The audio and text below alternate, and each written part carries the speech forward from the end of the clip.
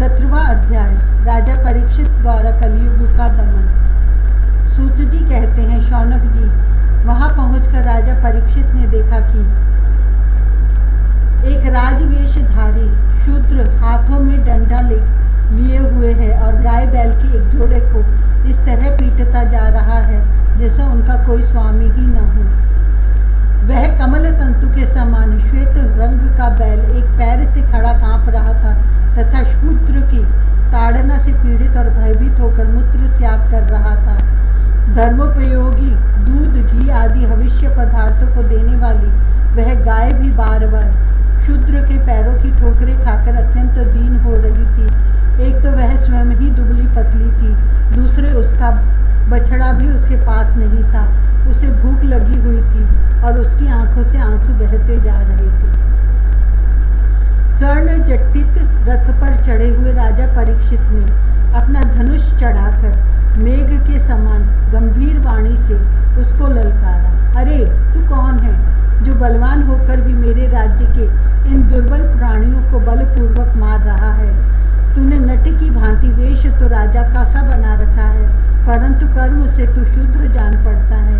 हमारे दादा अर्जुन के साथ भगवान श्री कृष्ण के परम धाम पधार जाने पर इस प्रकार निर्जन स्थान में निरपराधों पर प्रहार करने वाला तू अपराधी है, अतः वध के योग्य है। उन्होंने धर्म से पूछा, कमल नाल के समान आपका श्वेत वर्ण है, 3 पैर न होने पर भी आप एक ही पैर से चलते फिरते हैं। यह देखकर मुझे बड़ा कष्ट हो रहा है। बतलाइए, आप क्या बैल के रूप में कोई देवता है?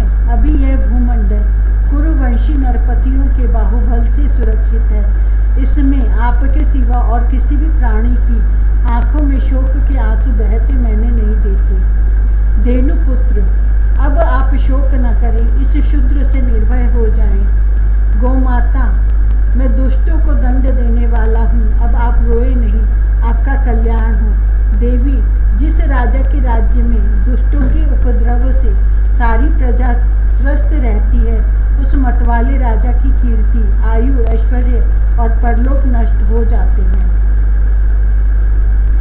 राजाओं का परम धर्म यही है कि वे दुखियों का दुख दूर करें। यह महादुष्ट और प्राणियों को पीड़ित करने वाला है, अतः मैं अभी इसे मार डालूंगा। सुरभि नंदन, आप तो चार पैर वाले जीव हैं, आपके 3 पैर किसने काट डाले? श्री कृष्ण के अनुयायी राजाओं के राज्य में कभी कोई भी आपकी तरह दुखी न हो। ऋषभ, आपका कल्याण हो। बताइए, आप जैसे निरपराध साधुओं को अंग भंग करके किस दुष्ट ने पांडवों की कीर्ति में कलंक लगाया है? जो किसी निरपराध प्राणी को सताता है, उसे चाहे वह कहीं भी रहे, मेरा भय अवश्य होगा। दुष्टों का दमन करने से साधुओं का कल्याण ही होता है। जो उद्दंड व्यक्ति निरपराध प्राणियों को दुख देता है, वह चाहे साक्षात देवता ही क्यों न हो, मैं उसकी बाजूबंद से विभूषित भुजा को काट डालूंगा।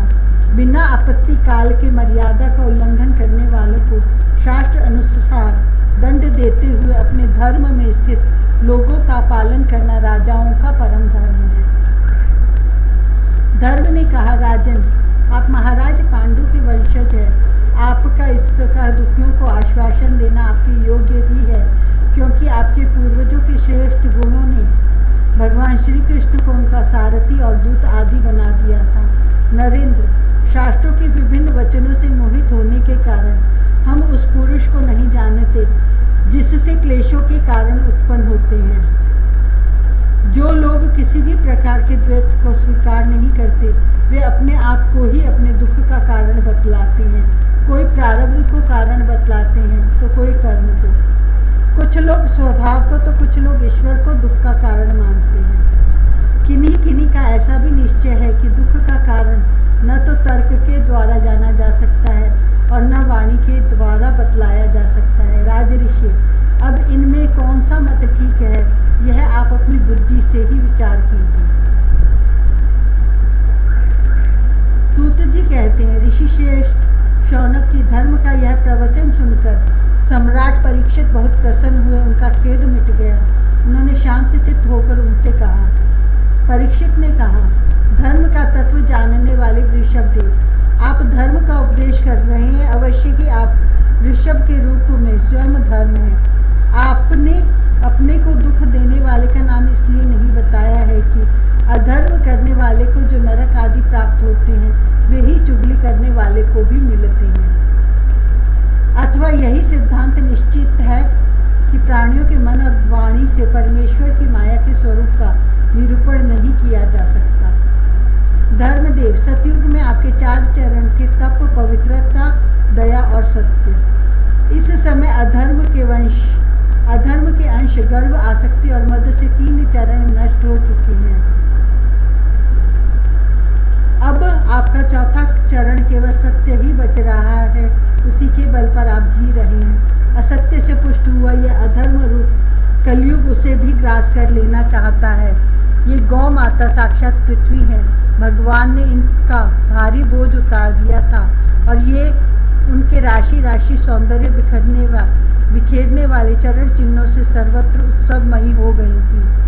अब ये उनसे बिछुड़ गई हैं। ये साध्वी अभागिनी के समान नेत्रों में जल भरकर यह चिंता कर रही हैं कि अब राजा का स्वांग बनाकर ब्राह्मण द्रोही शूद्र मुझे भोगेंगे। महारथी परीक्षित ने इस प्रकार धर्म और पृथ्वी को सांत्वना दी। फिर उन्होंने अधर्म के कारण रूप कलयुग को मारने के लिए तीक्ष्ण तलवार उठाई। कलयुग ताड़ गया कि ये तो अब मुझे मार ही डालना चाहते हैं। अतः झटपट उसने अपने राज चिन्ह उतार डाले और भय विह्वल होकर उनके चरणों में अपना सिर रख दिया। परीक्षित बड़े यशस्वी, दीनवत्सल और शरणागत रक्षक थे। उन्होंने जब कलयुग को अपने पैरों पर पड़े देखा तो कृपा करके उसको मारा नहीं, अपितु हंसते हुए से उससे कहा। परीक्षित बोले, जब तू हाथ जोड़कर शरण आ गया तब अर्जुन के यशस्वी वंश में उत्पन्न हुए किसी भी वीर से तुझे कोई भय नहीं है, परंतु तू अधर्म का सहायक है, इसलिए तुझे मेरे राज्य में बिल्कुल नहीं रहना चाहिए। तेरे राजाओं के शरीर में रहने से ही लोभ, झूठ, चोरी, दुष्टता, स्वधर्म त्याग, दरिद्रता, कपट, कलह, दंभ और दूसरे पापों की बढ़ती हो रही है। अतः अधर्म के साथी इस ब्रह्मावर्त में तू एक क्षण के लिए भी न ठहरना, क्योंकि यह धर्म और सत्य का निवास स्थान है। इस क्षेत्र में यज्ञ विधि के जानने वाले महात्मा यज्ञों के द्वारा यज्ञ पुरुष भगवान की आराधना करते रहते हैं। इस देश में भगवान श्रीहरि यज्ञों के रूप में निवास करते हैं। यज्ञों के द्वारा उनकी पूजा होती है और वे यज्ञ करने वालों का कल्याण करते हैं। वे सर्वात्मा भगवान वायु की भांति समस्त चराचर जीवों के भीतर और बाहर एक रस स्थित रहते हुए उनकी कामनाओं को पूर्ण करते रहते हैं। सूत जी कहते हैं, परीक्षित की यह आज्ञा सुनकर कलयुग सिहर उठा। यमराज के समान मारने के लिए उद्यत हाथ में तलवार लिए हुए परीक्षित से वह बोला। कली ने कहा, सार्वभौम, आपकी आज्ञा से जहाँ कहीं भी मैं रहने का विचार करता हूँ वहीं देखता हूँ कि आप धनुष पर बाण चढ़ाए खड़े हैं। धार्मिक शिरोमणि, आप मुझे वह स्थान बतलाइए जहाँ मैं आपकी आज्ञा का पालन करता हुआ स्थिर होकर रह सकूं। सूत जी कहते हैं, कलयुग की प्रार्थना स्वीकार करके राजा परीक्षित ने उसे 4 स्थान दिए: द्यूत, मद्यपान, स्त्री संग और हिंसा। इन स्थानों में क्रमशः असत्य, मद, आसक्ति और निर्दयता, ये 4 प्रकार के अधर्म निवास करते हैं।